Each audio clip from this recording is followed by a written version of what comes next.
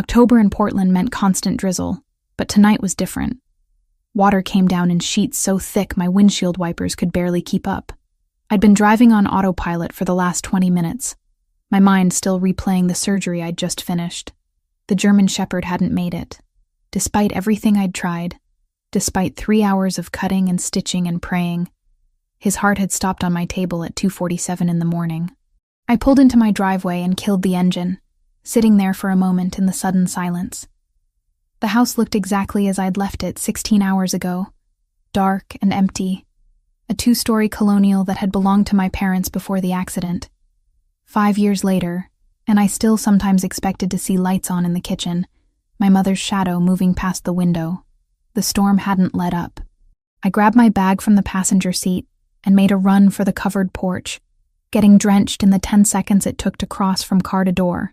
My scrubs were already soaked through from earlier, covered in blood and antiseptic, and now rainwater joined the mix. I needed a shower hot enough to burn the last 16 hours off my skin. That's when my headlights caught something on the concrete near the garage's side entrance. At first I thought it was oil, maybe leaked from my car earlier. But the color was wrong. Too dark, too thick, spreading in a pattern that moved toward the door instead of pooling in place. I stood on the porch, keys in hand, staring at that stain. Every rational part of my brain screamed to go inside the house, lock the door, call the police. Let someone else deal with whatever had bled that much on my property. But I'd spent the last decade of my life learning to recognize injury, to assess damage, to understand the difference between survivable wounds and fatal ones. And that amount of blood, fresh enough that the rain hadn't completely washed it away, meant someone was hurt. Badly. I crossed back to my car and grabbed the flashlight I kept in the glove compartment. The beam cut through the darkness, following the trail. It led to the garage's side door, the one I never locked because Mrs. Patterson's orange tabby liked to hide in there during thunderstorms. The door hung slightly ajar. My heart hammered against my ribs as I pushed it open. The garage smelled like motor oil and old cardboard, familiar scents from a lifetime of parking in here. But underneath was something else, metallic and warm. More blood. I swept the flashlight across the space. Boxes I'd never unpacked after my parents died lined the walls, stacked next to my father's old workbench, and tools he'd never use again. And there, collapsed against the far wall between a pile of winter tires and a broken lawnmower, was a man. He was unconscious, head tilted back against the concrete, skin pale enough to look gray in the flashlight's beam. His clothes were expensive. I could tell that much even in their current state. The suit had probably cost thousands before it got shredded and soaked in blood. His white shirt was more red than white now, particularly around his left side where his hand pressed weakly against his abdomen. I should have run. Should have called 911 and let the professionals handle this. But my training kicked in before my common sense could catch up, and I was moving toward him, dropping to my knees in the spreading pool of blood on the concrete. Hey. I touched his shoulder, checking for a pulse at his neck. Strong enough, but too fast. Can you hear me? No response. His head lolled to the side when I touched him, and I got my first clear look at his face. Even unconscious and bleeding out, he was striking. Sharp cheekbones, strong jaw, black hair plastered to his forehead. The kind of face you'd see in a magazine spread, not collapsed in a stranger's garage. I forced myself to focus. Assessment first. Questions later. I peeled his hand away from the wound and used my pocket knife to cut away his shirt. The hole was small, neat. Entrance wound on the left side of his abdomen, maybe 3 inches above his hip bone. I rolled him slightly, checking for an exit wound. Nothing. The bullet was still in there. Okay, I said, though he couldn't hear me. You picked the right house to bleed out at. I'm good at this. I was. Just not usually with humans. The next part was a blur of action driven by muscle memory. I ran inside, grabbing the emergency medical kit I kept for wildlife rescues, the one that was definitely not legal for human use, but contained everything I needed. Sterile gloves, gauze, antibiotics meant for large animals, surgical tools that would get me arrested if anyone official found out. I also grabbed towels, bottled water, and the bottle of whiskey from the kitchen cabinet. Not for him. For me. Because my hands were shaking, and I needed them steady for what came next. Back in the garage, I set up my makeshift surgical field on the oil-stained concrete. The stranger hadn't moved, which was good. Easier to work on someone who wasn't thrashing around. I cut away the rest of his shirt, using water-soaked towels to clean the area around the wound as much as possible. The bullet had entered clean, but the internal damage was anybody's guess. I could see the edges of the wound tract, tissue torn and bleeding sluggishly. He'd already lost so much blood that his body was starting to shut down, preserving what was left for vital organs. If I didn't get that bullet out and stop the bleeding, he'd be dead within the hour. I'd done this procedure hundreds of times. On dogs hit by cars, cats shot by cruel neighbors, even a deer once that had stumbled into someone's backyard. The anatomy was similar. Not identical, but close enough. My hands stopped shaking once I started working. The whiskey helped. One shot burning down my throat before I snapped on the surgical gloves. Then it was just me and the wound and the steady process of saving a life. I irrigated the wound channel with sterile saline, watching the flow to gauge depth. The bullet had angled upward slightly, missing his intestines by what looked like less than an inch. Lucky. Absurdly lucky. I used the smallest forceps, probing carefully, feeling for metal. There, about 2 inches deep, lodged against muscle tissue. I worked it free slowly, carefully, trying not to cause more damage than the bullet itself had created. When it finally came loose, I dropped it into an empty coffee can with a metallic clink that seemed too loud in the silent garage. The bleeding increased once the bullet was out, but I'd expected that. Pressure first, then sutures. I packed the wound with gauze, pressing hard enough that the stranger groaned, the first sound he'd made since I'd found him. Good. Pain meant nerve function, meant he was still in there fighting. I worked fast after that, suturing layer by layer. Muscle first, then subcutaneous tissue, finally skin. My stitches were neat and precise, habits formed from years of veterinary surgery translating perfectly to this illegal operation on a complete stranger in my garage. By the time I finished, dawn was starting to break. Gray light filtered through the garage's single window, turning everything the color of old concrete. The stranger's color had improved marginally, his breathing steadier now that he wasn't actively bleeding to death. I'd started an IV line using equipment meant for dehydrated dogs, pumping fluids into him to replace what he'd lost. I sat back on my heels, surveying my work. The wound was closed, cleaned, dressed with proper bandages. I'd injected him with antibiotics strong enough to kill an infection in a 200-pound mastiff. His pulse was still too fast, but not dangerously so. If he made it through the next few hours without his organs shutting down, he'd probably survive. Probably. I needed to move him. Couldn't leave him bleeding on my garage floor where anyone could see through the window. The house was safer, more private. Using a technique I'd learned for moving injured horses, I maneuvered him onto a plastic tarp and dragged him across the garage, through the side door, into the mudroom that connected to my kitchen. He was heavy, pure muscle under that expensive suit, built like someone who spent serious time in a gym. By the time I got him onto the old couch in my living room, I was sweating despite the morning chill. I covered him with blankets, checked his pulse again, made sure the IV was still flowing properly. Then I just stood there, looking down at this stranger who'd chosen my garage to collapse in, and realized exactly what I'd done. I'd committed at least 3 felonies in the last 2 hours. Failure to report a gunshot wound, practicing medicine without a license, potentially harboring a criminal because people who got shot and crawled into random garages instead of going to hospitals were usually running from something. The gun. I'd forgotten about the gun. I went back to the garage and found it where it had fallen from his hand, a matte black pistol that looked military grade. I picked it up carefully, using a towel, and brought it inside, hid it in the hall closet behind winter coats I never wore. Evidence I should have left alone, but couldn't quite bring myself to throw away. Back in the living room, I collapsed into the armchair across from the couch where my patient slept. The adrenaline was wearing off, leaving me hollow and shaky. My scrubs were stiff with dried blood, his and the German shepherd's mixed together in brown stains that would never come out. I should call the police.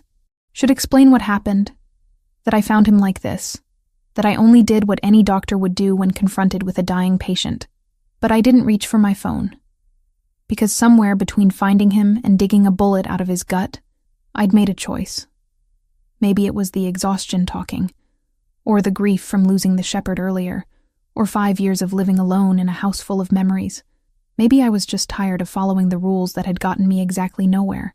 I watched him breathe, chest rising and falling with steady rhythm now. Whoever he was, whatever he'd done to end up shot and bleeding in my garage, he was alive. I'd saved him. The sun came up properly, golden light spilling through the windows, highlighting the dark hair that fell across his forehead. Even unconscious and wounded, there was something about him that demanded attention. The straight nose, the angular jaw, the way his body seemed coiled with potential energy even in sleep. I wondered who would come looking for him, if they'd come looking, if anyone even knew he was here. My phone buzzed from my bag, probably the clinic wondering where I was. I had appointments starting in 3 hours. I should shower, change, pretend everything was normal, go to work, and treat sick cats and limping dogs, and not think about the unconscious stranger currently bleeding through my couch cushions. Instead, I pulled the blanket up higher over his shoulders and went to make coffee. Because apparently I was the kind of person who saved bleeding strangers now, who committed crimes before breakfast, who looked at a man she'd found dying and decided he deserved a chance. The coffee maker gurgled and hissed, filling the kitchen with familiar sounds. I stood at the window, watching neighbors start their morning routines. Mrs. Patterson retrieving her newspaper, Mr. Kim starting his car for his commute downtown. Normal people doing normal things. And here I was, with a gunshot victim on my couch and blood drying under my fingernails. I should have been terrified.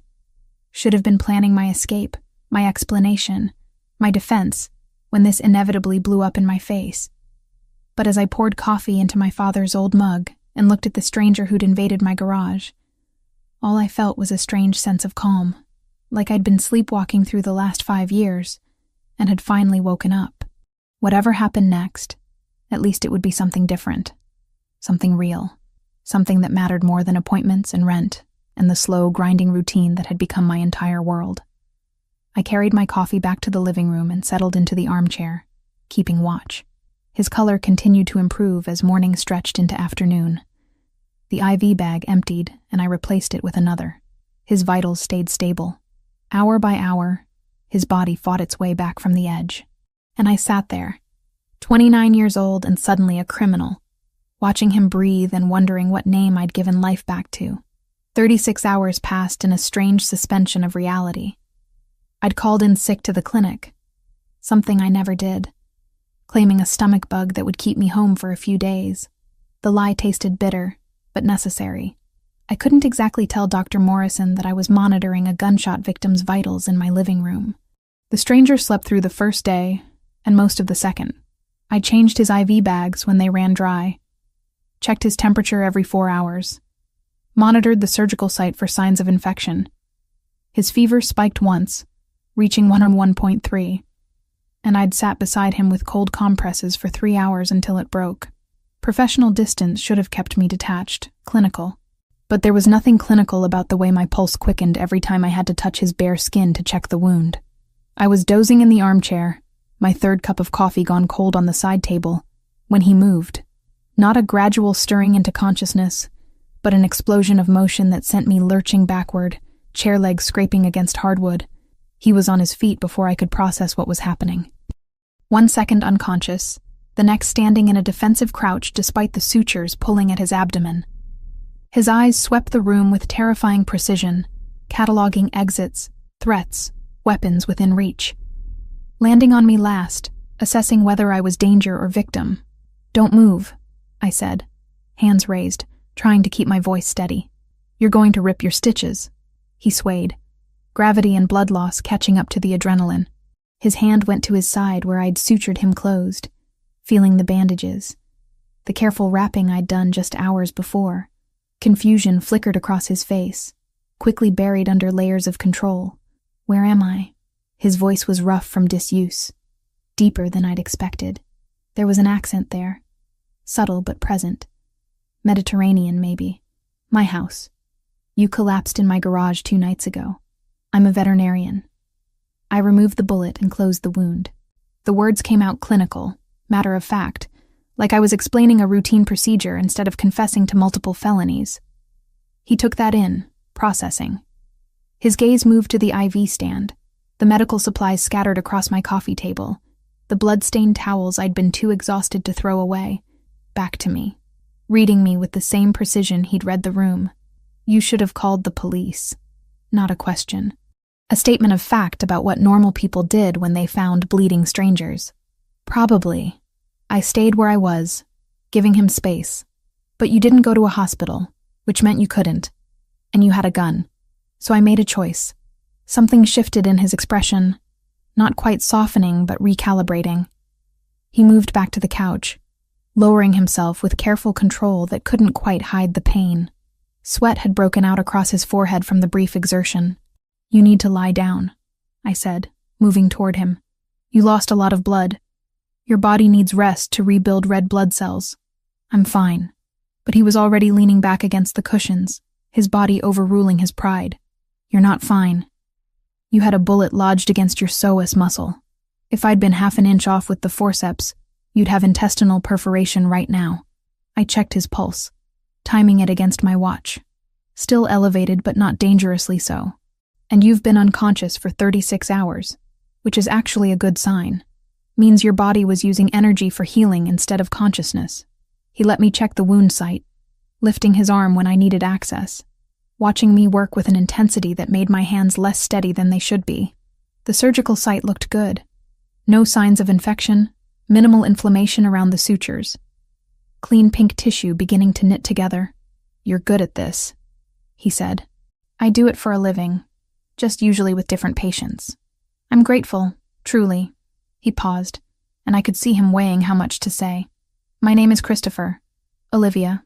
I pressed the edges of the bandage back into place, careful not to pull at the adhesive. Are you going to tell me why someone shot you, Christopher? I work in import and export. Sometimes there are disagreements with competitors over territory. The lie was so transparent I almost laughed. Import and export. Right. Like the kind that came in shipping containers with customs paperwork, not the kind that involved gunfights and crawling into strangers' garages. And the person who shot you? Are they going to come looking? No. Certainty in that single word. They think I'm dead. My men will have found the scene by now, seen the blood, assumed I didn't make it. Your men. I sat back, putting professional distance between us again.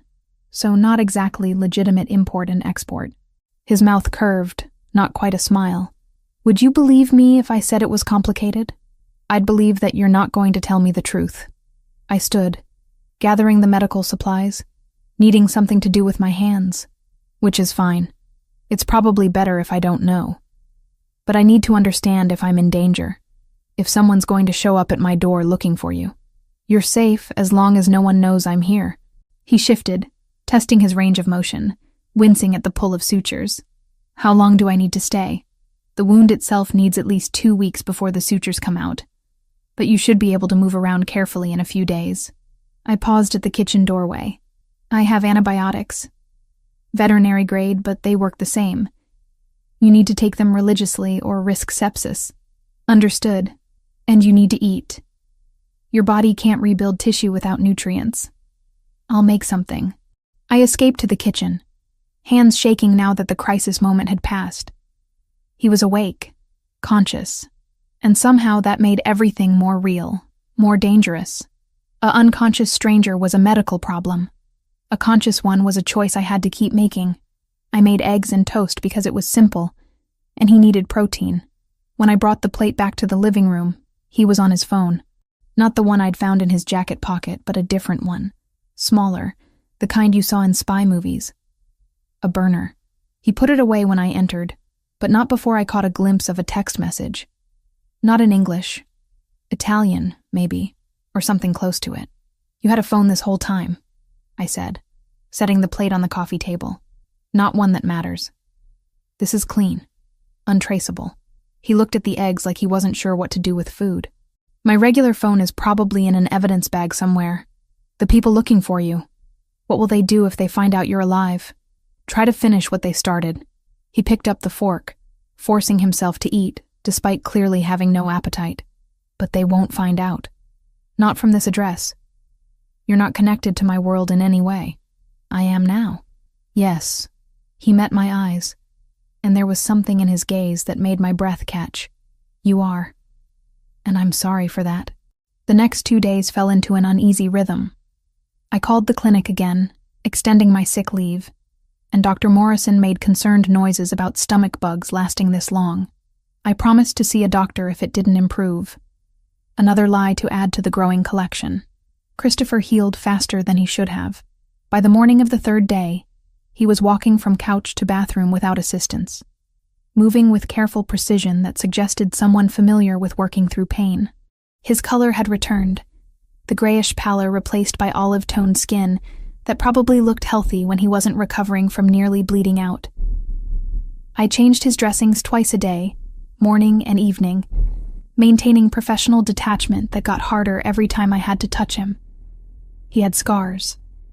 Old ones, silver white against his skin. A puckered circular mark on his right shoulder that looked like an old bullet wound. Linear scars on his ribs that could have been knife wounds. Evidence of a life lived violently. How many times have you been shot? I asked while cleaning the surgical site on the 3rd evening. Including this one? 4 times. He didn't elaborate, but I could see him counting in his head, cataloging injuries like inventory. Most people don't get shot 4 times and live to talk about it. Most people aren't in my line of work. And what line of work is that exactly? He was quiet for a long moment, watching me work. I could feel his gaze on my face, measuring how much truth I could handle. Security, he said finally, for a family business. Sometimes people disagree with our methods. Security doesn't usually involve getting ambushed and shot. It does in my family. I finished taping the bandage and stepped back. The wound looked good, healing clean and fast. No infection. Minimal scarring if I'd done the sutures right. He'd probably end up with a neat white line to add to his collection. Your family. Are they looking for you? Yes.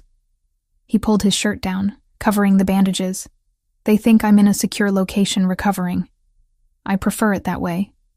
Better they don't know I had to hide in a civilian's garage. Pride? Practicality. The fewer people who know where I am, the fewer chances someone uses that information against me. He stood, testing his balance, and I noticed how he positioned himself between me and the windows, without seeming to think about it. Instinct. You've been kind. More than I deserved. Once I'm mobile, I'll leave and you can go back to your normal life. And if your normal life includes people trying to kill you, then I deal with it. But not here. Not where it could affect you. Something about the way he said it. Casual certainty that violence was inevitable. Made me realize exactly how far out of my depth I was. This wasn't some action movie. This was real. He expected people to try to kill him. Expected it enough to plan around it. Who shot you, Christopher? He was quiet for so long I thought he wouldn't answer. Then he sighed, running a hand through his dark hair. And I saw exhaustion in the gesture. Not physical. Something deeper. The full name is Christopher Valentasi. My family manages certain business interests on the West Coast. Import, export, transportation, real estate. Some of it legitimate, some of it less so.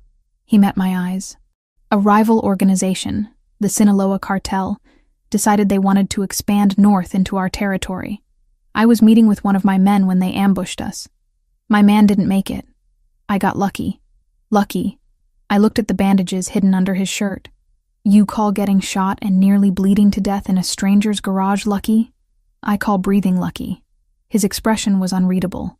I've seen what happens when the cartel wants someone dead and succeeds. So yes, I'm lucky. And grateful.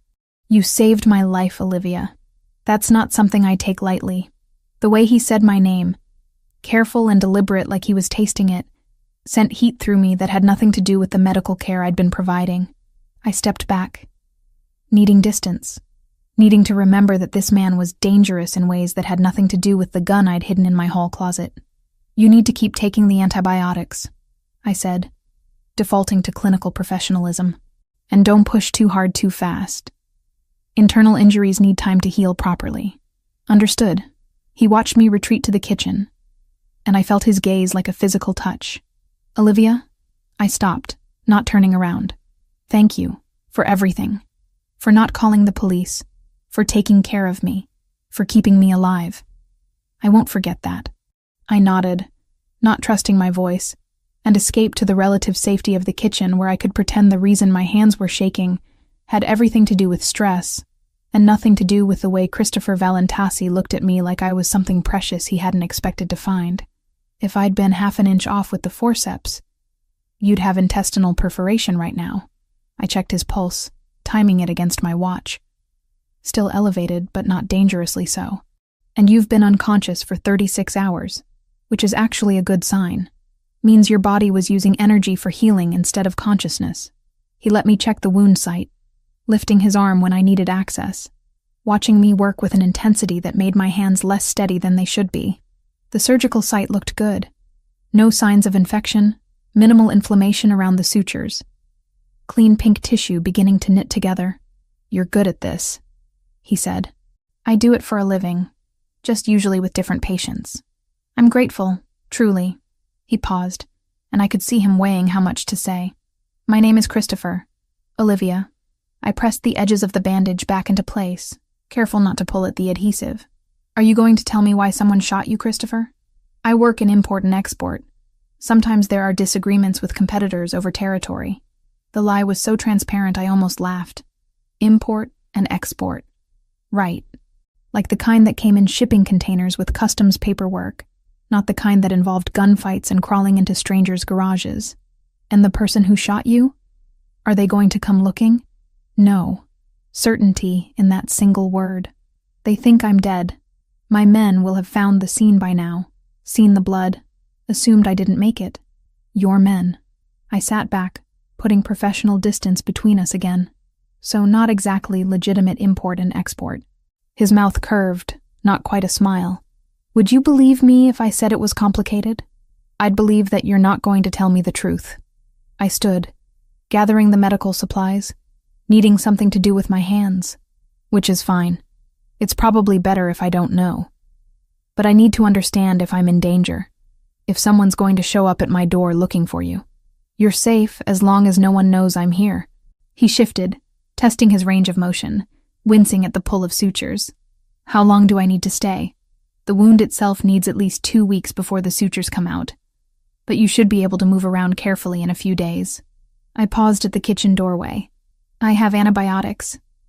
Veterinary grade, but they work the same. You need to take them religiously or risk sepsis." "Understood. And you need to eat. Your body can't rebuild tissue without nutrients." "I'll make something." I escaped to the kitchen, hands shaking now that the crisis moment had passed. He was awake, conscious, and somehow that made everything more real, more dangerous.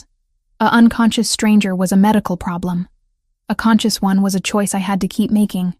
I made eggs and toast because it was simple, and he needed protein. When I brought the plate back to the living room, he was on his phone. Not the one I'd found in his jacket pocket, but a different one. Smaller, the kind you saw in spy movies. A burner.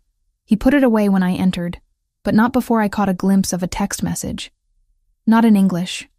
Italian, maybe, or something close to it. "You had a phone this whole time," I said, setting the plate on the coffee table.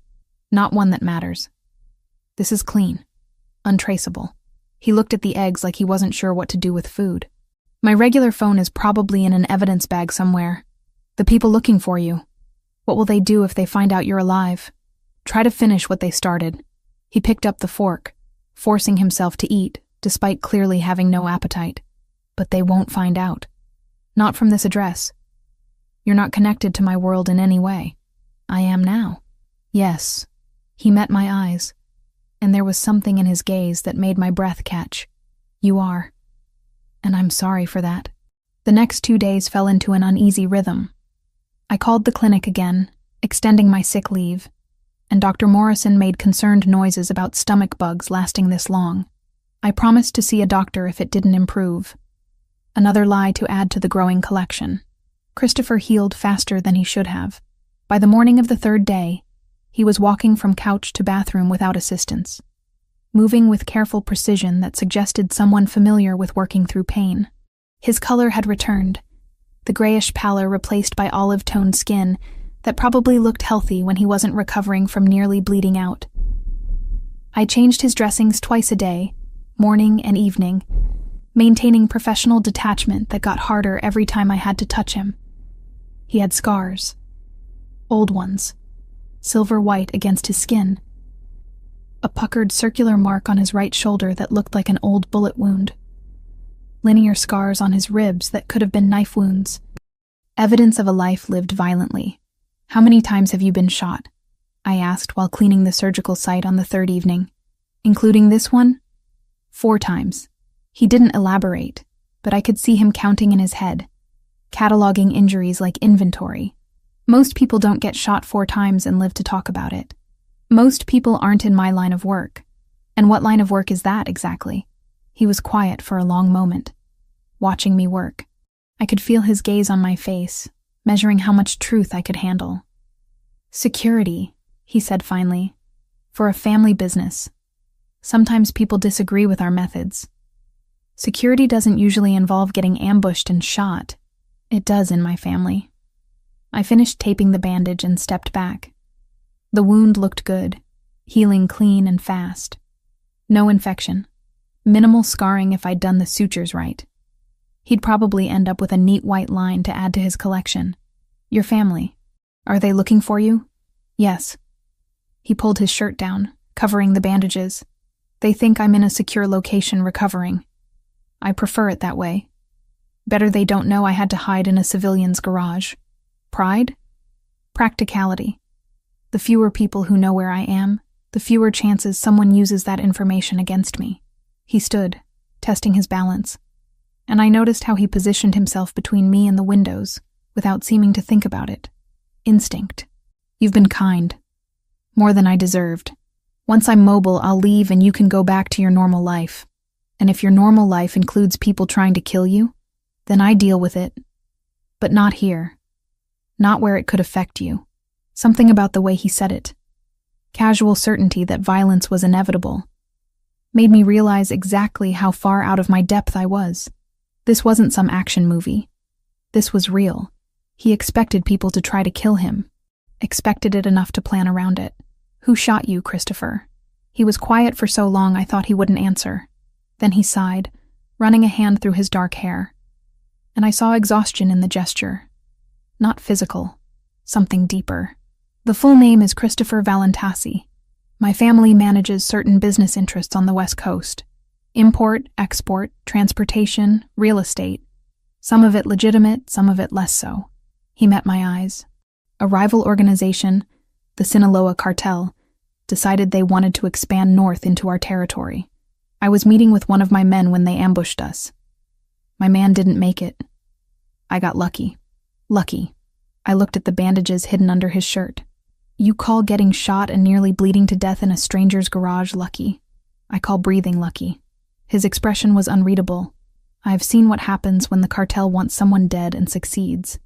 So yes, I'm lucky. And grateful. "You saved my life, Olivia. That's not something I take lightly." The way he said my name, careful and deliberate like he was tasting it, sent heat through me that had nothing to do with the medical care I'd been providing. I stepped back, needing distance, needing to remember that this man was dangerous in ways that had nothing to do with the gun I'd hidden in my hall closet. "You need to keep taking the antibiotics," I said, defaulting to clinical professionalism. "And don't push too hard too fast. Internal injuries need time to heal properly." "Understood." He watched me retreat to the kitchen, and I felt his gaze like a physical touch. "Olivia?" I stopped, not turning around. "Thank you. For everything. For not calling the police, for taking care of me, for keeping me alive. I won't forget that." I nodded, not trusting my voice, and escaped to the relative safety of the kitchen where I could pretend the reason my hands were shaking had everything to do with stress, and nothing to do with the way Christopher Valentasi looked at me like I was something precious he hadn't expected to find. I returned from the clinic on the 6th day, to find my living room occupied by strangers. 3 men in dark clothing stood scattered around the space like chess pieces deliberately positioned for maximum tactical advantage. One near the window, another by the kitchen doorway, the third closer to Christopher, who was actually standing without support, near the fireplace. He wasn't the wounded man I'd been caring for. His posture had transformed completely. Shoulders squared, weight balanced perfectly despite the healing wound in his abdomen. He wore fresh clothes, a black button-down shirt, and dark slacks that someone had clearly delivered. His hair was no longer disheveled, but styled back from his face, revealing the sharp angles of his features in a way that made him look older, harder, dangerous. This was Christopher Valentasi, not my patient, the man who commanded rooms and people with equal ease. My keys slipped from suddenly nerveless fingers, clattering against the hardwood floor. Every head turned toward me. The three strangers assessed me with professional coldness, cataloging threat level and dismissing me in seconds. But Christopher's gaze held something different. Recognition. Concern. Something warmer that shouldn't exist between a crime boss and the woman who'd removed a bullet from his gut. Olivia. He said my name like an introduction and a warning simultaneously. These are associates. They were just leaving. The man nearest to me, built like a linebacker with graying temples and eyes that had seen too much, opened his mouth to protest. Christopher cut him off with a single word in Italian, sharp and final. The tone left no room for argument. Whatever authority Christopher held over these men, it was absolute. They filed out without another word, though the gray-haired one paused at the door to give me one last evaluating look that made my skin crawl. Then I was alone with Christopher, the silence stretching between us like a chasm. "How long have they known where you are?" I asked, not moving from my spot near the door. "They tracked the signal from my phone about 4 hours ago." I kept it off for as long as I could, but I needed to make contact. He moved toward me, careful and measured, testing his range of motion. I told them I was recovering at a secure location. They wanted to extract me immediately. I convinced them to wait. "Why?" "Because the moment I leave, you become a loose end."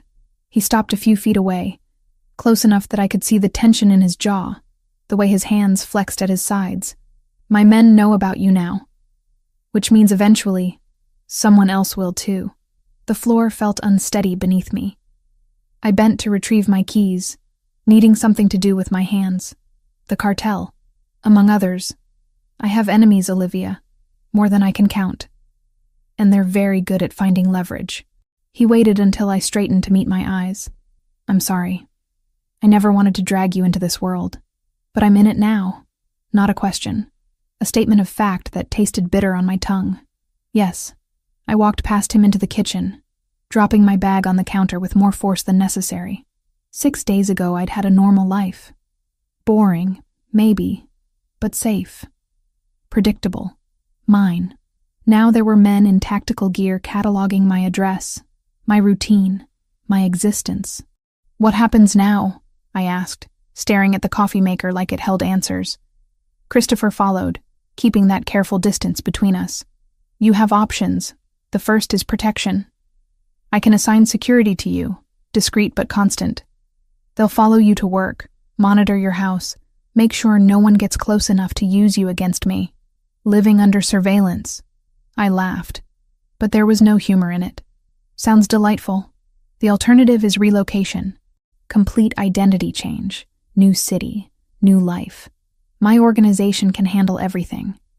You'd be compensated financially for the disruption, and you'd be safe. Safe and alone in a place where no one knows me. Doing work I haven't trained for. Pretending my entire life up until now didn't exist." I turned to face him. "That's not a choice, Christopher. That's witness protection for a crime I didn't commit. It's survival. It's running."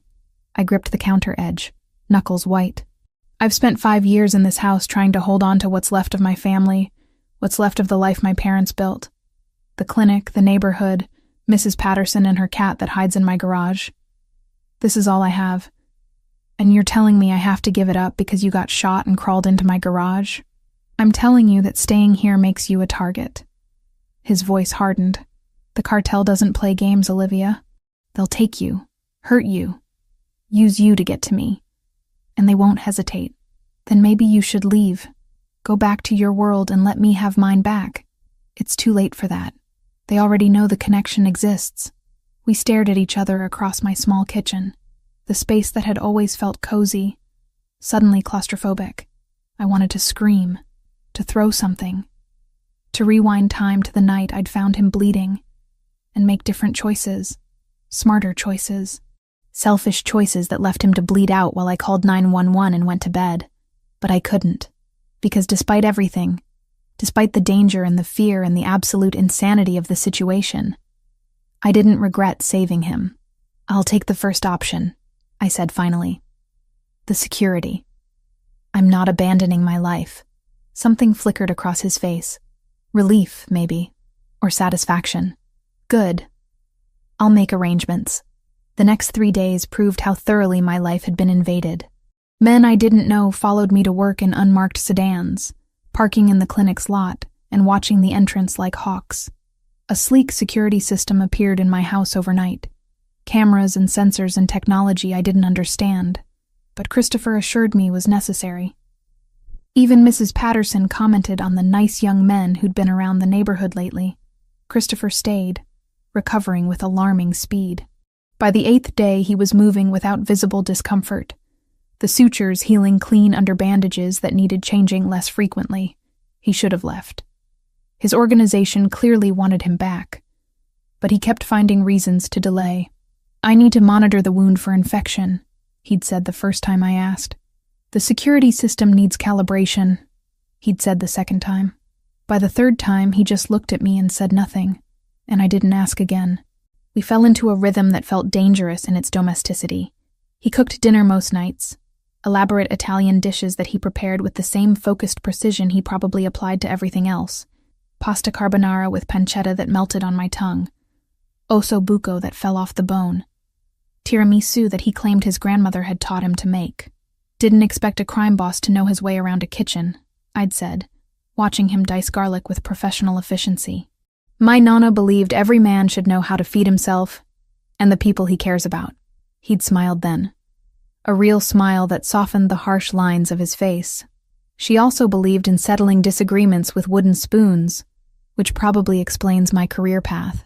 We watched movies late at night, old films from my father's DVD collection. Christopher had opinions on cinematography and plot structure that surprised me. He quoted Coppola and Scorsese like scripture, pointed out continuity errors in mob movies with the authority of someone who knew exactly how that world actually worked. For stretches of time, I could almost forget, almost pretend he was just a man recovering from surgery, not a criminal whose phone buzzed constantly with messages that made his expression go cold and distant. Almost believe we were two normal people sharing space and meals and increasingly charged glances across dimly lit rooms. But reality always intruded. A call at 3 a.m. that he took in Italian, voice hard and commanding. A visitor who Christopher met at the door, speaking in low tones about shipments and territories.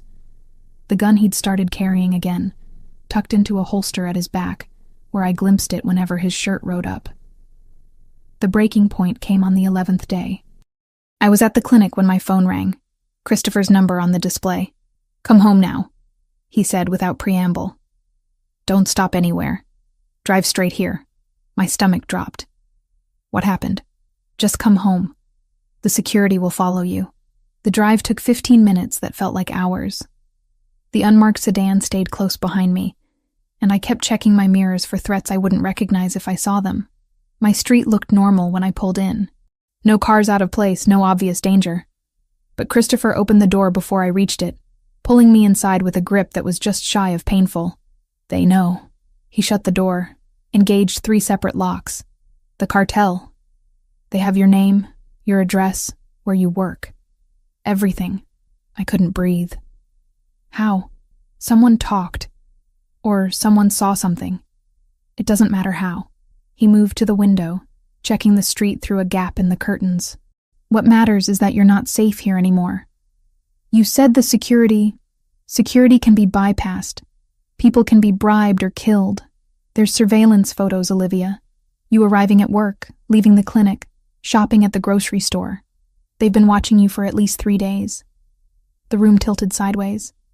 I sat down hard on the couch, the same couch where I'd performed surgery on him a week and a half ago. where he'd slept and healed and become part of my life in ways I hadn't meant to allow. "I'm moving you tonight," Christopher continued, already in tactical mode. "Pack what you need. You're coming to my property. 40 acres, controlled access, security that actually works." "No." He turned, surprise cracking through his composure. "This isn't negotiable." "Yes, it is." I stood, anger replacing fear, because anger was easier to handle.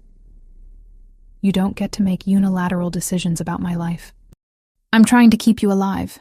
By putting me in a cage," my voice rose, months of stress and fear and exhaustion pouring out. "First it's discreet security, then it's surveillance. Now it's moving to your compound like some kind of prisoner. Where does it end, Christopher? When do I get to make my own choices? When the people trying to kill you are dead or in prison?" He crossed the room in 3 strides, getting in my space, using his size to intimidate. It worked. "You don't understand what these men are capable of, what they'll do to get to me. Then maybe you should leave." I shoved at his chest, my hands meeting solid muscle that didn't budge. "Get out of my house, out of my life, and let me go back to being nobody." "It's too late for that." He caught my wrists, not hard enough to hurt, but firm enough to stop me. "The second I bled on your garage floor, it was too late. I should have let you die." I knew it wasn't true even as I said it, but I needed to hurt him the way I was hurting. Probably. His grip tightened fractionally. "But you didn't. You saved me. And now I'm trying to return the favor. I don't want your favors. I want my life back. I can't give you that." His voice dropped, something raw breaking through the controlled exterior. "I can't undo what happened. Can't make you invisible again. All I can do is keep you breathing. And I need you to let me do that." "Why?" The question tore out of me. "Why do you care? You don't even know me." "Because you saved my life when you should have called the police." His eyes were too dark, too intense, boring into mine like he could make me understand through sheer will. "Because you risked everything for a stranger. Because every time you change my bandages, you're gentle even when I know you want to strangle me. Because—" He stopped, jaw clenched, clearly fighting against whatever he'd been about to say. "Because what?" I demanded, my heart hammering against my ribs. "Because I care about you more than I should." The admission came out rough, reluctant. "More than is smart or safe or sensible. And the thought of the cartel getting their hands on you makes me want to burn down half the city." The silence that followed was deafening. We stood there, my wrists still caught in his hands, breathing hard like we'd been running. Everything I should say died in my throat. This was insane. He was a criminal. I'd known him less than 2 weeks. Nothing about this made sense. But when I looked at him, really looked, I saw past the danger to the man underneath.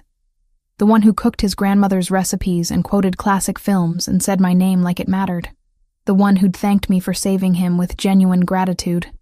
The one who was trying, however clumsily, to protect me from a threat I couldn't fight alone. "I care about you too," I whispered. "And I hate that I do." He released my wrists, one hand coming up to cup my face instead. His palm was warm, calloused, careful. "Olivia," I kissed him before he could finish. Before either of us could think better of it. Before logic and fear and common sense could talk me out of something I'd been wanting since the first time I'd seen him awake and whole. He responded immediately, his other hand sliding into my hair, angling my head for better access. The kiss was nothing gentle, nothing tentative. It was weeks of tension and fear and proximity combusting between us.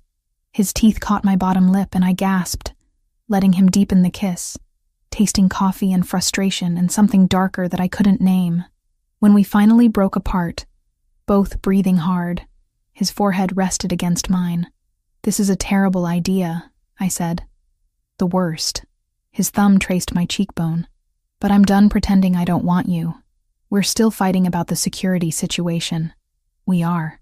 He kissed me again, softer this time. "But we can fight about it tomorrow." Tomorrow. Like we had time for tomorrows. Like the cartel wasn't watching my house right now, planning how to use me against him. Like any of this could end in anything but disaster.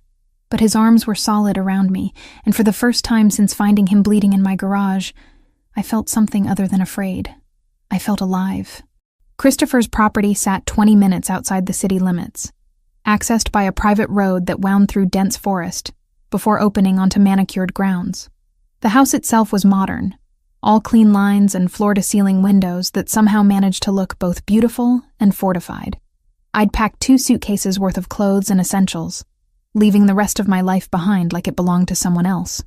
"The guest wing is this way," Christopher said, leading me through spaces that felt more like an art gallery than a home.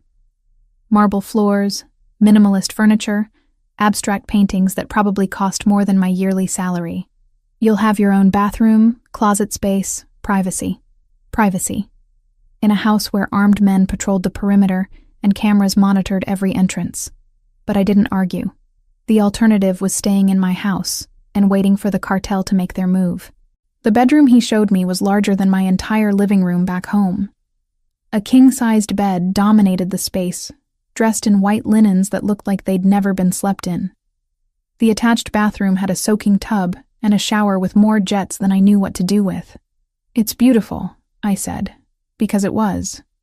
Also cold, impersonal. The kind of space designed for temporary occupants, not actual living. "I'll let you settle in." Christopher paused at the door, something uncertain crossing his face. "Olivia, I know this isn't ideal, but you're safe here. That matters more than comfort." He left before I could respond, footsteps fading down the hallway. I sat on the edge of the bed and stared at my suitcases, wondering how I'd ended up here. 3 weeks ago, I'd been a veterinarian with a boring, predictable life. Now I was living in a crime boss's compound, hiding from a Mexican drug cartel, and apparently falling for the man who'd dragged me into this nightmare. The next morning, I returned to work. Christopher had been adamant that maintaining my normal routine was important, that disappearing entirely would raise questions we didn't need asked. So I drove to the clinic with 2 of his men following in a black sedan, parking across the street where they could watch the entrance. "Doctor." Morrison commented on my improved health during our first break. "Stomach bug finally cleared up?" "Yeah. Thankfully." The lie came easier than it should have. "Just needed some rest." "Well, you look better, almost relaxed." He grinned. "Got a new boyfriend or something? You're glowing." I laughed it off, but his words stuck with me through afternoon appointments. Was I glowing? And if so, what did that say about me that danger and Christopher Valentassi's proximity had the same effect as falling in love?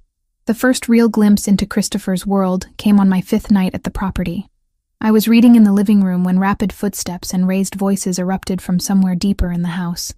Christopher appeared in the doorway, his expression grim. "I need your help. Medical emergency." I followed him through corridors I hadn't explored yet, down stairs that led to what looked like a converted basement. A man sat on a metal examination table, his right arm wrapped in blood-soaked towels. He was young, maybe 25, with sweat pouring down his face and eyes glassy with pain. "Guard dog got him during a pickup," Christopher explained. "Tore through muscle. We can't take him to a hospital without questions." The man, who Christopher introduced as Ryan, nodded weakly. "Sorry, boss, I should have been faster." "Save the apologies. Olivia's going to fix you up." I approached carefully, unwrapping the makeshift bandage. The damage was extensive. Deep lacerations through the bicep, tissue torn and bleeding freely. I'd seen similar injuries in large breed attacks on other animals. This was bad, but manageable. "I need clean water, sterile towels, and my medical kit from upstairs," I said, slipping into professional mode. "Also whiskey. This is going to hurt." For the next 90 minutes, I cleaned and sutured Ryan's arm while Christopher watched from the corner. The work was familiar, grounding. Tissue was tissue, whether it belonged to a dog or a man. My hands moved with practiced precision, closing layers one at a time until the wound was sealed and properly dressed. "Take these twice a day," I told Ryan, handing him a bottle of antibiotics. "And keep the wound clean. If you see any signs of infection, redness, heat, swelling, you come find me immediately." "Thank you, Miss Olivia."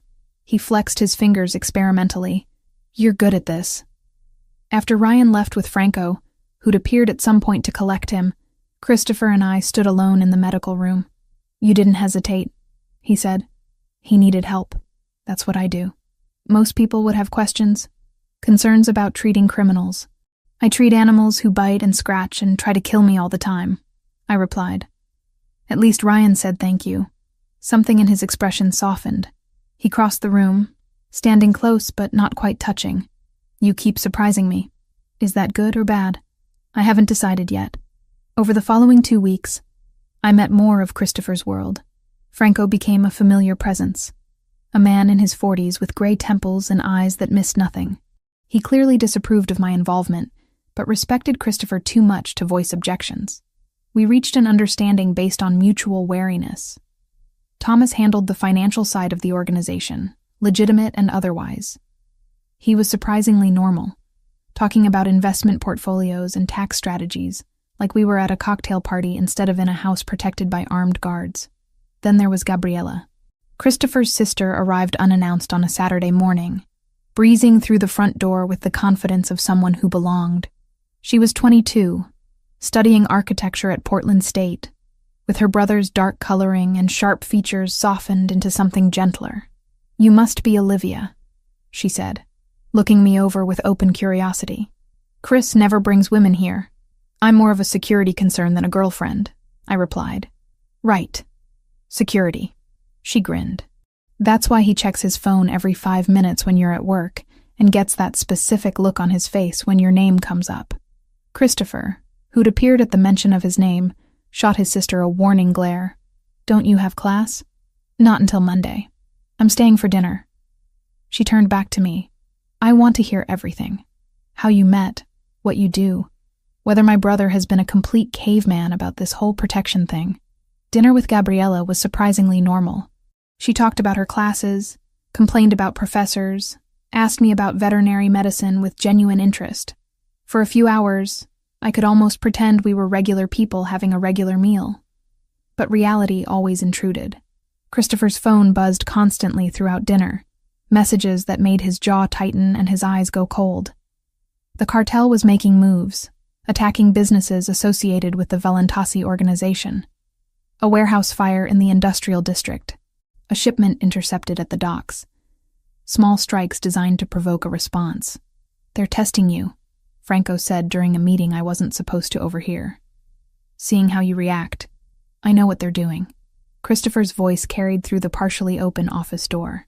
And I'm not giving them the war they want. Not yet.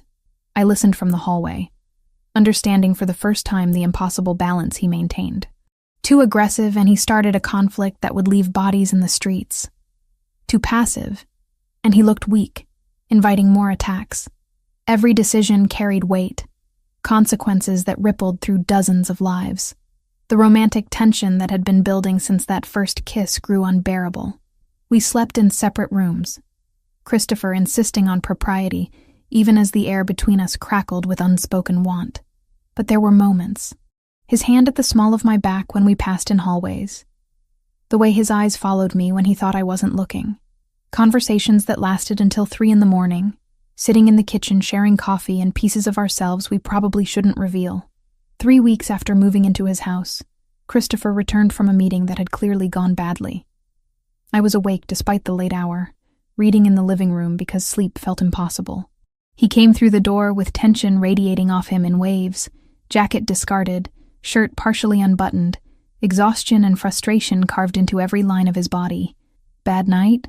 I asked. They hit another location, killed 2 of my men. He poured whiskey with hands that weren't quite steady. Good men. One had a kid, 3 years old. I set my book aside and crossed to where he stood at the window. I'm sorry. Sorry doesn't bring them back. He drank, the alcohol disappearing in one swallow. I should have seen it coming. Should have had better security. You can't protect everyone from everything. I'm supposed to. That's the job. Keep my people safe, maintain territory, show strength. He turned to face me. But I'm distracted. Have been since you moved in. Can't focus when half my attention is on making sure you're safe. That's not my fault. I know. It's mine. For caring more than I should. The admission hung between us, raw and honest. I reached up, cupping his face in my hands, feeling the tension in his jaw, the exhaustion around his eyes. Christopher. Just his name, but it contained everything I couldn't figure out how to say. He kissed me like he was drowning, and I was oxygen. Hard and desperate, his hands in my hair, pulling me closer until there was no space left between us. I kissed him back with equal intensity, weeks of denial and attraction, and fear combusting into need that wouldn't be ignored anymore. We didn't make it to a bedroom, ended up against the wall, then on the couch, urgent and graceless, and exactly what we both needed. His hands mapped my body with reverence mixed with possession, and I gave as good as I got, learning the scars and planes of muscle I'd treated medically, but never touched like this. Afterward, we lay tangled together on the couch, breathing hard, the world outside temporarily forgotten. "This complicates things," I said. His laugh was rough. "Everything about you complicates things. Regret it? Not even a little." He pulled me closer. "But we should probably talk about what this means. Tomorrow. Right now I just want this." He kissed my forehead, a gesture so tender it made my chest ache. Tomorrow, then. We fell asleep there, wrapped around each other, and for the first time since finding him bleeding in my garage, I felt like maybe we'd figure this out somehow. The clinic had always been my sanctuary. 10 years of working there, first as a student intern, then as Dr. Morrison's associate, finally as a full partner when he'd offered me equity last year. The scent of antiseptic and the sound of barking dogs meant home more than my actual house ever had. But walking through the doors that Tuesday morning, I felt the sanctuary crack. 2 men sat in the waiting area, surrounded by legitimate clients with their sick cats and limping dogs. They didn't belong. Everything about them screamed wrong, from their expensive leather jackets to the way their eyes tracked my movement across the room with predatory focus. Dr. Turner, the receptionist, Jamie, looked nervous. "These gentlemen say they have an emergency. An injured animal in their car." I forced my expression neutral, professional. "What kind of animal?" The older man stood, his accent thick when he spoke. "Dog, German Shepherd, hit by car maybe an hour ago. He's bleeding bad." Every instinct screamed trap, but there were witnesses. Mrs. Patterson sat in the corner with her orange tabby. The Hendersons waited with their Labrador. I couldn't cause a scene, couldn't let panic show on my face. "Bring him to exam room 3, I said. "I'll meet you there." I walked through the back hallway, pulled out my phone with shaking hands, and typed a single word to Christopher. Problem. Exam room 3 felt smaller with 2 strange men occupying the space. They carried a pet carrier between them, the kind meant for cats, far too small for a German Shepherd. My stomach dropped. "Set it on the table," I instructed, moving to wash my hands, buying time. The older man placed the carrier down with care that seemed genuine, but when he opened the latch, there was no dog inside. Just an envelope. Manila. Thick with contents I already knew I didn't want to see. "What is this?" I kept my voice steady through sheer force of will. "Open it. Not a request." Inside were photos. Me leaving the clinic yesterday. Me at the grocery store 3 days ago.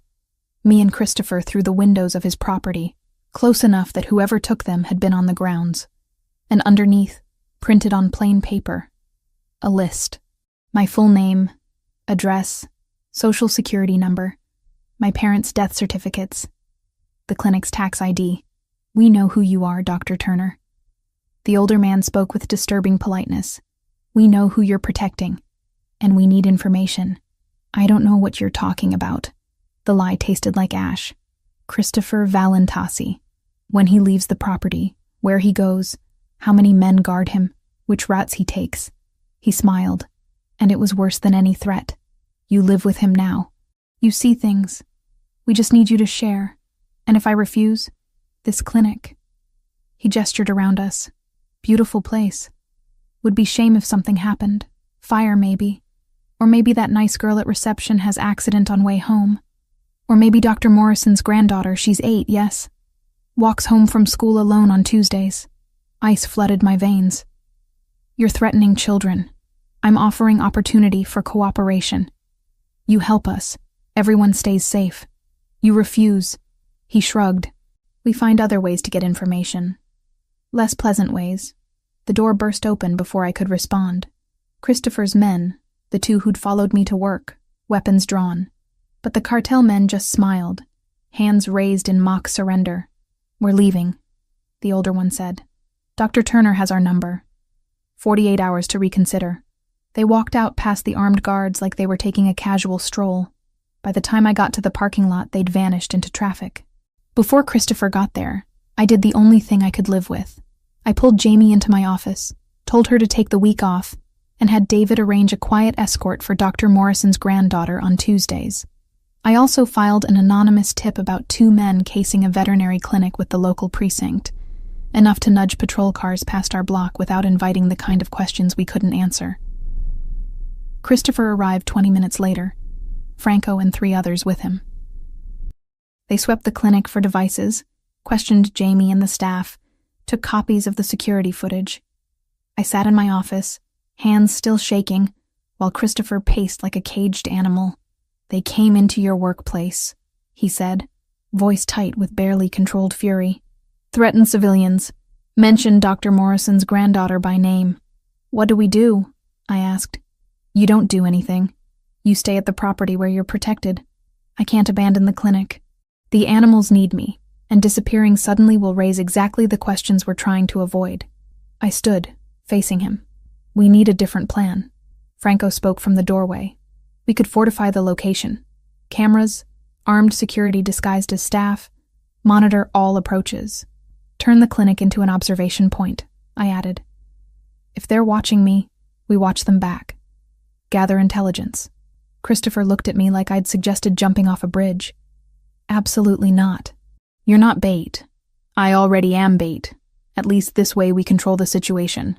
The argument lasted another hour, but eventually he conceded.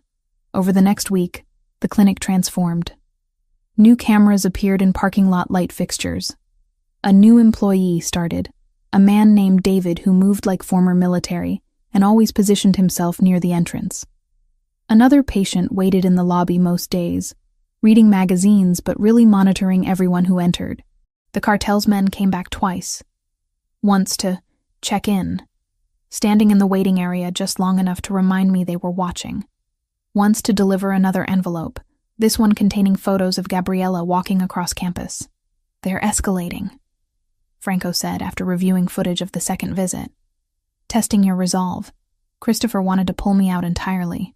I refused, partly because I meant what I'd said about the animals and the clinic, partly because something in me had hardened since finding him in my garage. I was tired of being afraid.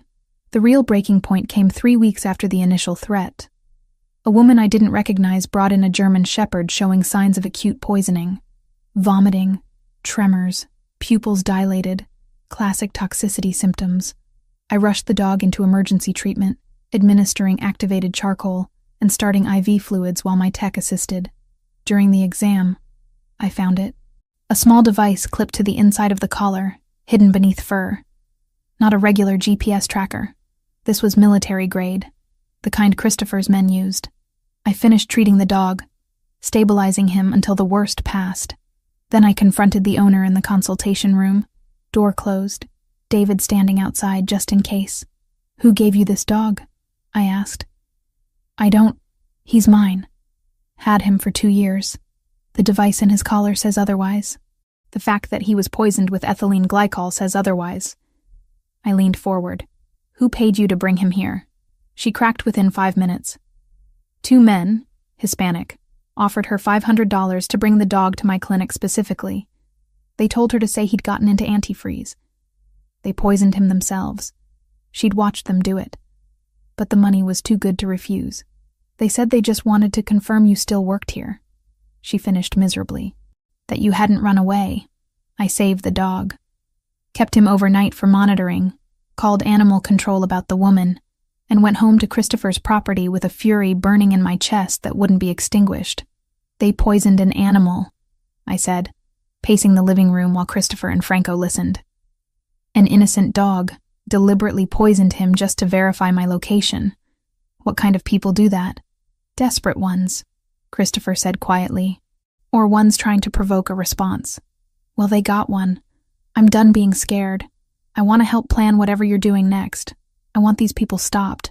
Franco and Christopher exchanged looks. Then Christopher crossed to where I stood, taking my hands in his. "If you're truly in," he said, "there's no backing out. This becomes your fight too. You understand that?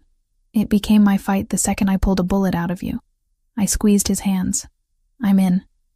Whatever it takes." Planning a coordinated assault on 3 cartel locations took weeks. Christopher disappeared into his office for hours at a time. Franco and Thomas cycling through with maps and documents and burner phones that got destroyed after single uses. I caught glimpses of the operation through half-closed doors and overheard conversations. Warehouse coordinates, guard rotations, police response times in the industrial district, because even Christopher's organization had limits to how much law enforcement attention they could manage.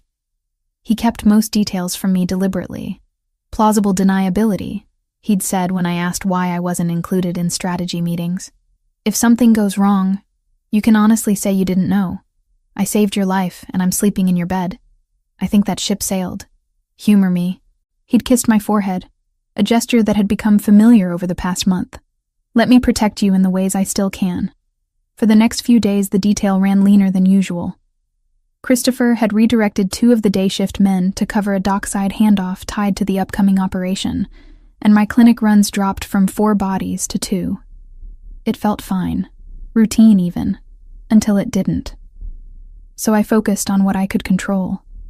The clinic ran smoothly under increased security. I treated animals, filed paperwork, pretended the armed guards in the parking lot were normal.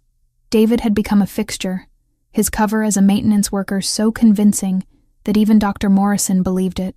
5 days before Christopher's planned operation, everything fell apart. I left the clinic at 6:30, later than usual because of an emergency splenectomy on a Labrador. The sun hung low on the horizon, that golden hour light that made Portland look almost beautiful. My security detail waited in their usual spot. 2 men in a dark sedan parked with clear sight lines to the clinic entrance. I was halfway across the parking lot when the van appeared. It came from the side street adjacent to the clinic, moving fast but not recklessly. Professional, calculated, the kind of approach that didn't draw attention until it was too late. The security sedan's tires exploded simultaneously, both front wheels shredded by spike strips that materialized from nowhere. The men inside scrambled out, reaching for weapons, but they were already too slow. 3 figures in black tactical gear hit them with what looked like tasers, dropping both guards in seconds. Not killed, just neutralized. I ran, dropped my bag, and bolted back toward the clinic, but arms caught me from behind, lifting me off my feet. A cloth pressed over my mouth and nose, chemical smell burning my throat. I tried to fight, tried to remember the self-defense moves Christopher had taught me, but my muscles wouldn't cooperate. The world tilted sideways, colors bleeding together. Then nothing. I woke to the mother of all headaches, pounding behind my eyes like someone was using my skull for percussion practice. My hands were zip-tied behind my back, plastic cutting into my wrists. Concrete floor beneath me, cold and gritty. The space smelled like motor oil and rust. Industrial decay mixed with something organic that might have been mold. A warehouse, abandoned by the look of it, with high ceilings and broken windows filtering orange light from street lamps outside. 5 men occupied the space with me, positioned strategically around the perimeter. They spoke rapid Spanish, voices bouncing off metal walls. I understood maybe 1 word in 3, but I caught the important ones. Christopher. Money. Territory. Leverage. One of them noticed me stirring and called to the others. The oldest approached, squatting down to my level with a phone in his hand. He switched to English, heavily accented but clear. "Good. You're awake. Time to make a call." He held the phone up, recording video. Made me look at the camera while he explained in Spanish what they wanted, translating key points for my benefit. Christopher had 48 hours to meet their demands. Abandon the planned operation. Withdraw from disputed territories. Turn over control of 3 major shipping routes. In exchange, I'd be returned unharmed. If he refused, they'd start removing my fingers and mailing them to his property. The man seemed proud of that detail, like he'd come up with it himself. After recording, They zip-tied my ankles and left me against the wall while they settled into what looked like a long wait. I forced myself to focus, to observe instead of panic. Christopher had drilled this into me during those late-night training sessions. If something happens, stay calm. Notice everything. Information is survival. 5 guards total. They rotated in pairs, 2 sleeping while 3 stayed alert. 12-hour shifts based on when fresh men arrived with food and coffee. The warehouse had 3 exits I could see: main rolling door, side entrance, and what looked like a loading dock. Security cameras in 2 corners, but one had a dark screen. Dead or deliberately disabled, I couldn't tell. The guards kept checking their phones, monitoring something. They seemed nervous, constantly looking toward the windows like they expected company. Good. They should be nervous. Christopher wouldn't negotiate. He'd come for me, and he'd bring hell with him. Hours crawled past. They gave me water, but no food. Probably worried I'd vomit with the head injury I clearly had. One guard, younger than the others, almost seemed sympathetic. He loosened my wrist ties slightly when the others weren't looking. Gave me a folded jacket to sit on instead of bare concrete. Sorry, he muttered in English. Business, nothing personal. I didn't respond.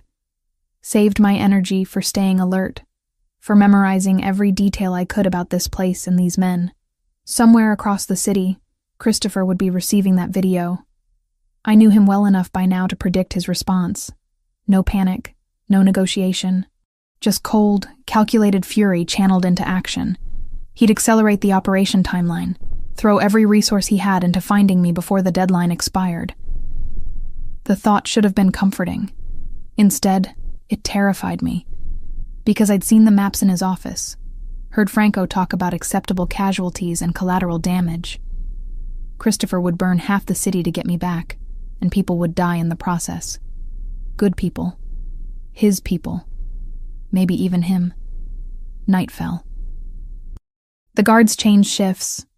New men arrived, fresher, more alert. They brought food and beer, celebrating something in rapid Spanish I couldn't follow.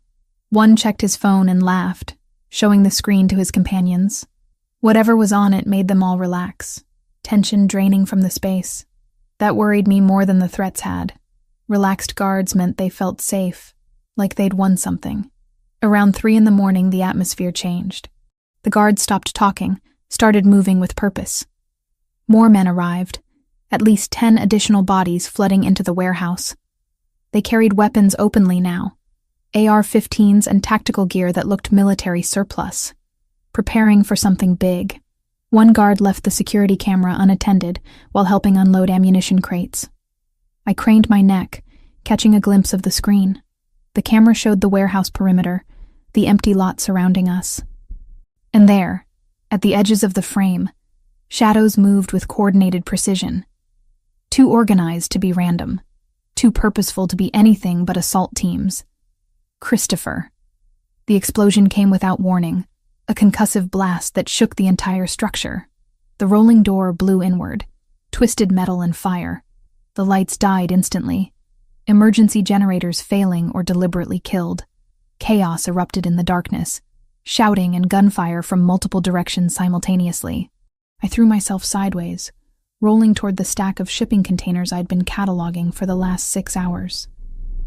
The zip ties cut into my wrists and ankles, but I used core strength to keep moving, getting behind cover the way Christopher had taught me during those training sessions I'd thought were paranoid overkill.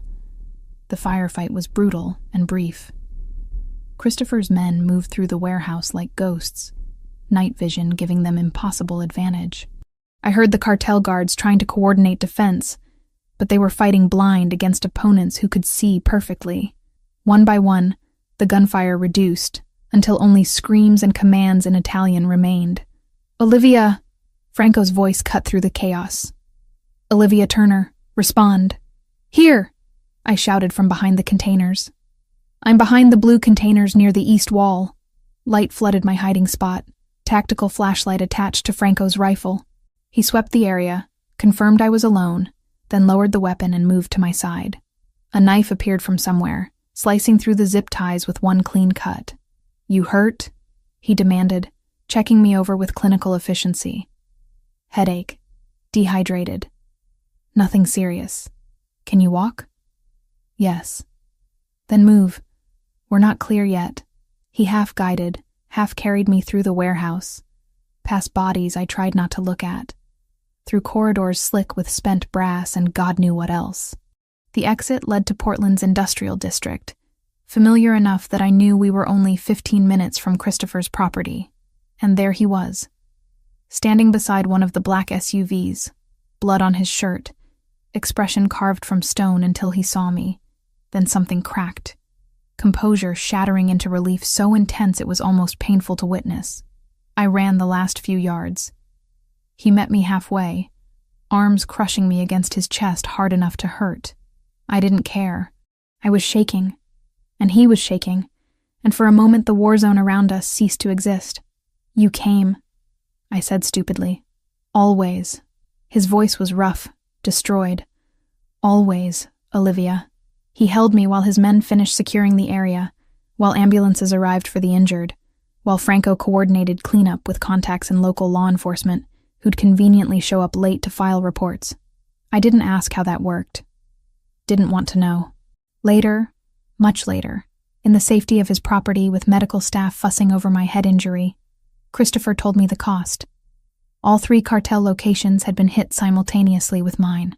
The operation had succeeded beyond expectations. Cartel leadership was dead or captured, their presence in the region effectively eliminated. But 7 of Christopher's men hadn't made it home. 7 families he'd have to visit with condolences and cash that would never be adequate compensation. I'm sorry, I said, holding his hand in both of mine. Don't be. They knew the risks. And they'd do it again to bring you home. He pressed his forehead to mine. I would have burned every cartel stronghold from here to the border. Lost 100 men if that's what it took. That's terrifying. That's love. The aftermath of the rescue stretched into weeks that felt suspended between relief and reckoning. The Cartel de Sinaloa's presence on the West Coast had been effectively dismantled. 3 major locations destroyed. Leadership either dead or captured. Their remaining operatives scattered and leaderless. Christopher's organization had won decisively, but victory came at a price measured in coffins and grieving families. I attended all 7 funerals. Christopher tried to discourage me, saying it wasn't necessary, that these men understood the risks when they signed on. But I insisted. They died rescuing me, and the least I could do was witness how their families mourned. The 3rd funeral was for a man named David, not the same David who'd been working security at my clinic, but a 26-year-old with a wife and infant daughter. His widow held the baby during the service, and when she looked at me across the cemetery, I saw no blame in her eyes, just exhaustion, like she'd expected this outcome from the moment her husband chose this life.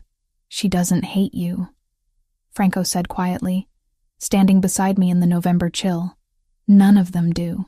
They know how this world works. That doesn't make it easier. It's not supposed to be easy. If it was easy, we'd all be monsters.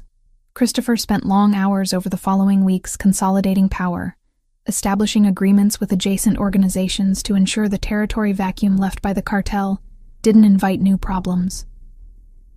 He met with representatives from families I'd never heard of, negotiations conducted in Italian and English, and occasionally languages I couldn't identify. The dining room table became a war room, covered in maps and documents and burner phones that got destroyed after single conversations.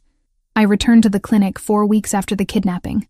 Dr. Morrison hugged me so hard I thought my ribs might crack, then immediately launched into complaints about how behind we'd gotten on records. The normalcy of it, the mundane frustration over paperwork and appointment scheduling, felt like oxygen after drowning. The security remained, though. David, the real David who'd been posing as maintenance, stayed on permanently. Christopher had offered him double salary to continue the position, and he'd accepted without hesitation. 2 other guards rotated through shifts, always present but increasingly invisible as I adjusted to their constant presence. Patients didn't notice. Or if they did, they assumed the clinic had simply upgraded security after some incident. Portland wasn't exactly known for low crime rates. 6 weeks after my rescue, Gabriella showed up at Christopher's property unannounced, which seemed to be her preferred method of arrival. She found me in the kitchen making coffee, Christopher having disappeared into his office hours earlier for meetings I wasn't privy to. "We need to talk," she said, dropping her bag on the counter with the dramatic flair only 22-year-olds could manage. "About? About the fact that you're living here, sleeping with my brother, and apparently got kidnapped by a drug cartel." She fixed me with a look that reminded me uncomfortably of Christopher. "And nobody thought to mention any of this to me until I overheard Franco talking to Thomas last week." I poured 2 cups of coffee, buying time to figure out how much I should reveal. "Your brother was trying to protect you, keep you separate from the dangerous parts of his life." "I've been separate from the dangerous parts of his life since I was born." She accepted the coffee. "He paid for private schools, made sure I got into a good college, set up a trust fund that means I'll never have to worry about money. He's a great brother. But he forgets that protection and isolation aren't the same thing. He loves you. That's why he keeps you away from this. I know he loves me, but I'm not stupid, Olivia. I've known what Chris does since I was 15. I just pretend not to because it makes him feel better." She sipped her coffee. "So now I want the real story. How you met, why you're here, what happened with the cartel." I told her. Most of it anyway. Finding Christopher bleeding in my garage, the surgery, the recovery, how his world had swallowed mine piece by piece until there was no separation left between us. She listened without interrupting, processing information with the same sharp intelligence her brother possessed. "You love him," she said when I finished. Not a question. "Yes, and he loves you. Which is why he nearly burned down half of Portland to get you back." She set her cup down. "Okay, I can work with that." "Work with what?" "The fact that you're apparently permanent. Which means I need to stop treating you like one of Chris's random associates and start treating you like family." She grinned. "Fair warning, I'm a terrible influence. Ask Chris about the time I got him arrested when I was 16. "You got him arrested?" "Long story involving fake IDs and a very understanding judge who owed our father a favor." She stood, gathering her bag. "But the point is, you're stuck with me now. Weekly dinners, occasional shopping trips, the whole sister-in-law experience. We're not married. Yet. Give it 6 months." She kissed my cheek. "Welcome to the family, Olivia." Christopher emerged from his office an hour after Gabriella left, looking exhausted in a way that had nothing to do with physical tiredness. I was reading on the couch, same spot where I'd performed surgery on him months ago, back when he was just a stranger who'd bled on my garage floor. "Bad meeting?" I asked. "Necessary meeting." He sat beside me, pulling me against his side with casual possessiveness that had become natural over the past weeks. "Finalizing agreements with the other families, making sure everyone understands the new territory boundaries." "Is it done? The war with the cartel? As done as these things get. There's cleanup still, stragglers who need to be dealt with, but the organization itself is finished here."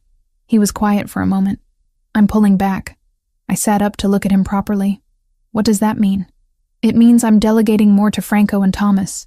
Means I'm stepping away from the day-to-day operations, focusing on the legitimate businesses instead." He met my eyes. "It means I'm choosing a different kind of life, one where I come home at reasonable hours and don't have to plan military operations over dinner. Because of me. Because of you. Because I'm 34 years old and I've been doing this since I was 20. Because I've lost too many good men, and I'm tired of attending their funerals." He cupped my face in his hands. "Because I want a future that isn't just survival. I want mornings and arguments about whose turn it is to make coffee, and maybe eventually kids who inherit your eyes and my terrible sense of humor." My throat tightened. "You're talking about a life." "I'm talking about our life. If you want it." I thought about the woman I'd been 6 months ago. Alone in a house full of memories, working endless hours at a clinic, because going home to emptiness felt worse than exhaustion. Existing but not really living. Just moving through days that blurred together into meaningless routine. Then I thought about the woman I'd become. Still a veterinarian, still saving animals, but also someone who'd learned to shoot, who'd survived kidnapping, who'd fallen in love with a man who ran a criminal empire, and somehow made me feel safer than I'd ever felt in my careful, law-abiding life.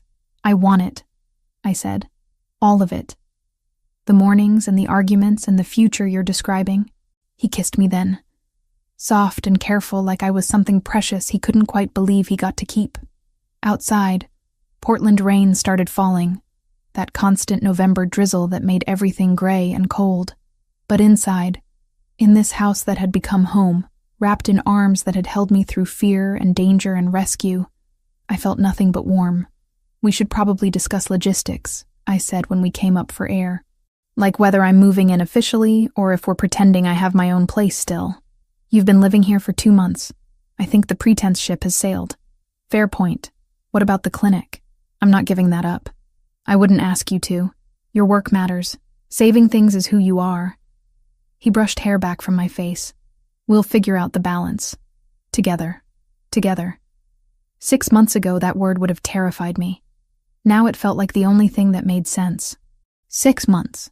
That's how long it had been since I'd found Christopher Valentasi bleeding in my garage, since I'd made the choice that changed everything. Half a year of learning to live in a world I'd never imagined, of falling in love with a man who commanded empires and killed enemies, of becoming someone I barely recognized when I looked in the mirror. But the woman staring back wasn't worse.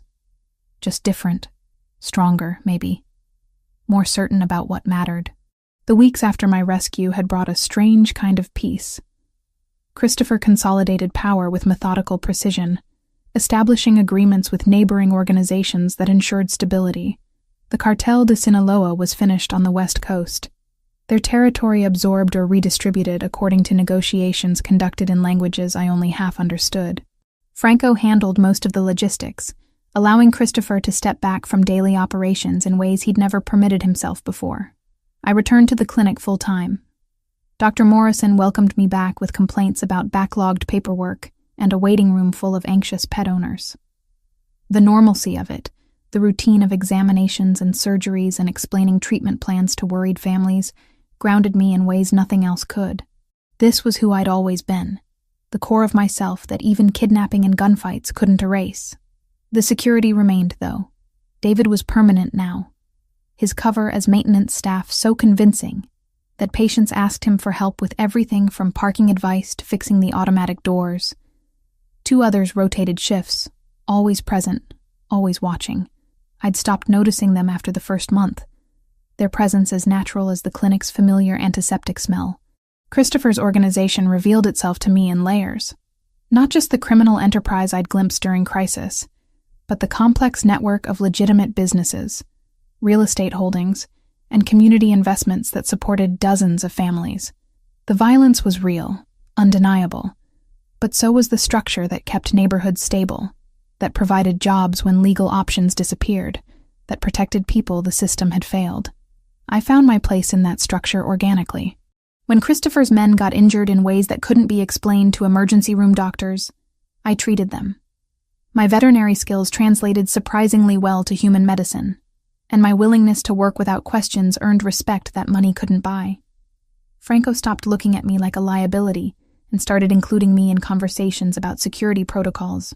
Thomas asked my opinion on investments, recognizing that my outsider perspective caught blind spots they'd developed through years of immersion.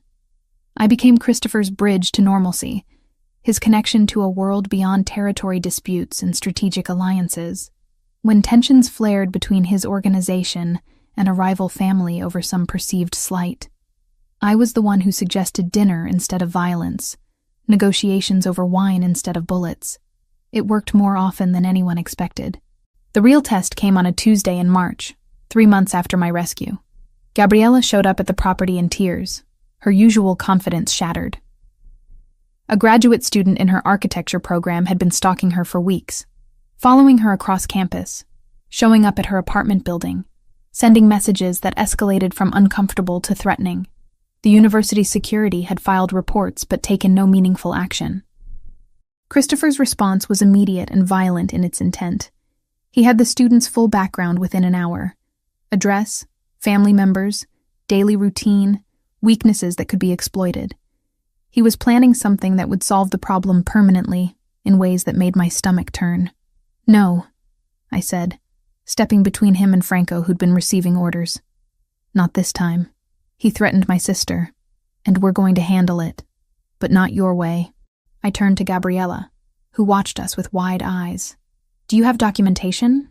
Texts, emails, witness statements? Some. But the school says it's not sufficient for disciplinary action. Then we make it sufficient. I looked at Christopher. Your organization has lawyers, right? Good ones who know how to apply pressure without breaking laws. Thomas, who'd been quiet in the corner, spoke up. We have an entire firm on retainer. Specialists in everything from contracts to civil rights violations. Get them involved, file formal complaints with the university, document every incident with legal precision, threaten lawsuits for failure to protect students. I was thinking out loud now, assembling a strategy from years of watching how the system actually worked. And Christopher, your resources can make things uncomfortable for the student without touching him. Lease violations at his apartment building you happen to own. Traffic tickets for every minor infraction.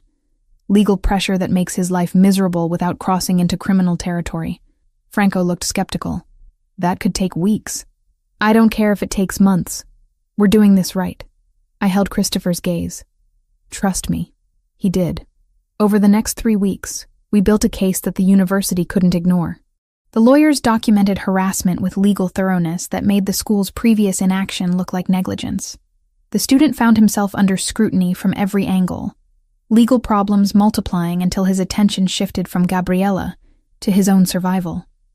The university expelled him to avoid the lawsuit we'd prepared. A permanent restraining order ensured he'd face criminal charges if he ever approached Gabriella again. No violence, no disappearances. Just systematic legal pressure that achieved everything Christopher's original plan would have, without adding bodies to his conscience. You were right, he admitted afterward, holding me close in the quiet of our bedroom. I would have killed him. Felt justified doing it. But your way was better.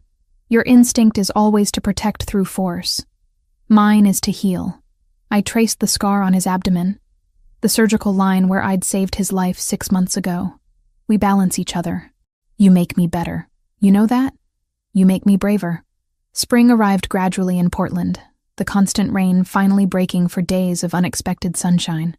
Christopher and I established routines that felt remarkably domestic, considering who we were and how we'd started. I kept my position at the clinic. He managed the legitimate businesses while Franco handled operations requiring more discretion. We had dinner with Gabriella weekly, her gratitude for how we'd handled her situation manifesting in terrible cooking attempts and stories about her classes. Franco softened toward me after watching how I'd protected Gabriella. He started asking my opinion on conflicts before they escalated, recognizing that I saw solutions his years in the organization had blinded him to. Thomas included me in investment meetings, my medical knowledge proving useful for evaluating healthcare acquisitions the organization pursued as legitimate cover. I wasn't naive about Christopher's world. Men still died in territory disputes. Businesses still operated in gray legal areas. Violence remained the ultimate currency when negotiation failed. But I'd also seen the families who depended on the organization for survival. The communities kept stable by Christopher's presence. The complicated morality of a man who ran a criminal empire but loved his sister and kept his promises. One evening in April, exactly 6 months after I'd found him bleeding in my garage, I came home from the clinic to find Christopher in the kitchen. He was cooking, something elaborate involving fresh pasta and sauce that smelled like his grandmother's recipes.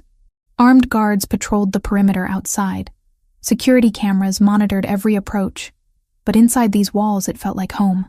Dance with me, he said suddenly, abandoning the stove. There's no music. Don't need music.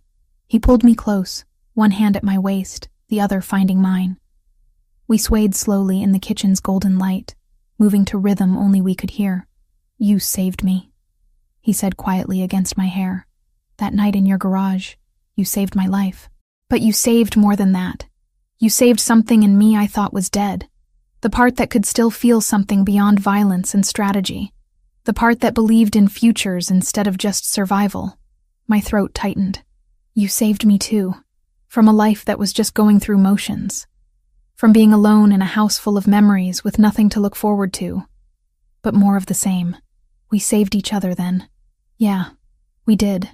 Outside, storm clouds gathered on the horizon. Thunder rumbled in the distance, promising the kind of downpour that had been falling the night we met. But inside, wrapped in Christopher's arms, I felt nothing but safe. We'd survived violence and kidnapping and impossible choices. We'd built something real from chaos. Something that looked like love and felt like home. He kissed me as the first drops of rain hit the windows, soft and certain, like he had all the time in the world to prove what I already knew. We were permanent. Whatever came next, we'd face it together, balancing his strength with my compassion, his world with my healing, his darkness with my light.